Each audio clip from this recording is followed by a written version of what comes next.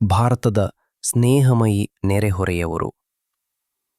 ನಮ್ಮ ಮನೆಯ ಪಕ್ಕದಲ್ಲಿ ನೆರೆಹೊರೆಯವರು ವಾಸಿಸುವಂತೆಯೇ ನಮ್ಮ ದೇಶವಾದ ಭಾರತಕ್ಕೂ ನೆರೆಯ ದೇಶಗಳಿವೆ. ಬನ್ನಿ, ಅವರನ್ನು ಭೇಟಿಯಾಗೋಣ. ನಾವು ಪಶ್ಚಿಮದ ಕಡೆ ನೋಡಿದರೆ ನಮ್ಮ ನೆರೆಯ ಪಾಕಿಸ್ತಾನಕ್ಕೆ ಹಲೋ ಹೇಳಬಹುದು. ಉತ್ತರದಲ್ಲಿ ದೈತ್ಯ ಹಿಮದಿಂದ ಆವೃತವಾದ ಹಿಮಾಲಯ ಪರ್ವತಗಳಿರುವಲ್ಲಿ ನಮಗೆ 3 ನೆರೆಹೊರೆಯವರಿದ್ದಾರೆ: ಚೀನಾ, ನೇಪಾಳ ಮತ್ತು ಭೂತಾನ್. ಪೂರ್ವದಲ್ಲಿ ಸೂರ್ಯ ಉದಯಿಸುವ ಕಡೆ ನಾವು ಬಾಂಗ್ಲಾದೇಶ ಮತ್ತು ಮ್ಯಾನ್ಮಾರನ್ನು ಕಾಣುತ್ತೇವೆ, ಮತ್ತು ನಾವು ಇನ್ನೂ ದೂರದ ಪೂರ್ವಕ್ಕೆ ಹೋದರೆ ಥೈಲ್ಯಾಂಡ್ ಮತ್ತು ಮಲೇಷ್ಯಾದಂತಹ ಸ್ನೇಹಿತರನ್ನು ಕಾಣುತ್ತೇವೆ. ಭಾರತಕ್ಕೆ ಸುತ್ತಲೂ ಇಷ್ಟು ಸ್ನೇಹಿತರಿರುವುದು ಎಷ್ಟು ಸಂತೋಷ ಅಲ್ವಾ? ನಕ್ಷೆಯಲ್ಲಿ ಭಾರತ ಎಲ್ಲಿದೆ? ಭೂಮಿಯನ್ನು ಒಂದು ದೊಡ್ಡ ಕಿತ್ತಳೆ ಹಣ್ಣು ಎಂದು ಕಲ್ಪಿಸಿಕೊಳ್ಳಿ. ಸ್ಥಳಗಳನ್ನು ಹುಡುಕಲು ನಮಗೆ ಸಹಾಯ ಮಾಡಲು ಜನರು ಅದರ ಮೇಲೆ ಕಾಲ್ಪನಿಕ ರೇಖೆಗಳನ್ನು ಚಿತ್ರಿಸಿದ್ದಾರೆ.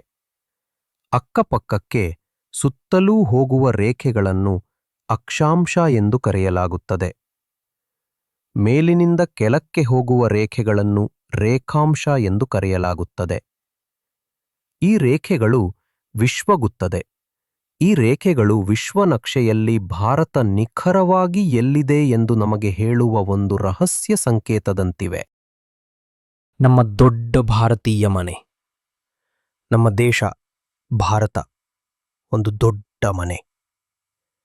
ಈ ಮನೆಯೊಳಗೆ ರಾಜ್ಯಗಳು ಎಂದು ಕರೆಯಲ್ಪಡುವ ಅನೇಕ ವಿಭಿನ್ನ ಕೋಣೆಗಳಿವೆ ಮತ್ತು ಕೇಂದ್ರಾಡಳಿತ ಪ್ರದೇಶಗಳು ಎಂಬ ಕೆಲವು ವಿಶೇಷ ಸಣ್ಣ ಪ್ರದೇಶಗಳಿವೆ.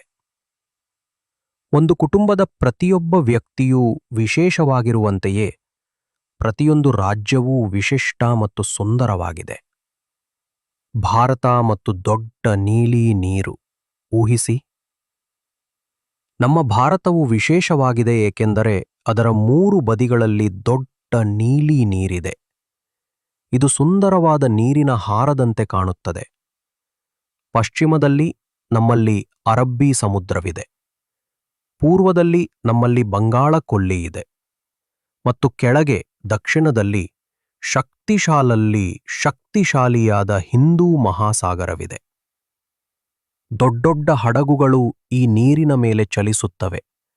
ಆಟಿಕೆಗಳು, ಬಟ್ಟೆಗಳು ಮತ್ತು ರುಚಿಕರವಾದ ಆಹಾರವನ್ನು ಇತರ ದೇಶಗಳಿಗೆ ಮತ್ತು ಅಲ್ಲಿಂದ ಇಲ್ಲಿಗೆ ಸಾಗಿಸುತ್ತವೆ. ಇದು ಎಲ್ಲಾ ದೇಶಗಳು ಸ್ನೇಹಿತರಾಗಿರಲು ಮತ್ತು ವಸ್ತುಗಳನ್ನು ಹಂಚಿಕೊಳ್ಳಲು ಸಹಾಯ ಮಾಡುತ್ತದೆ. ಹಾಗಾದರೆ ಈಗ ನಿಮಗೆ ನಮ್ಮ ಅದ್ಭುತ ಮನೆಯಾದ ಭಾರತದ ಬಗ್ಗೆ ಎಲ್ಲವೂ ತಿಳಿದಿದೆ.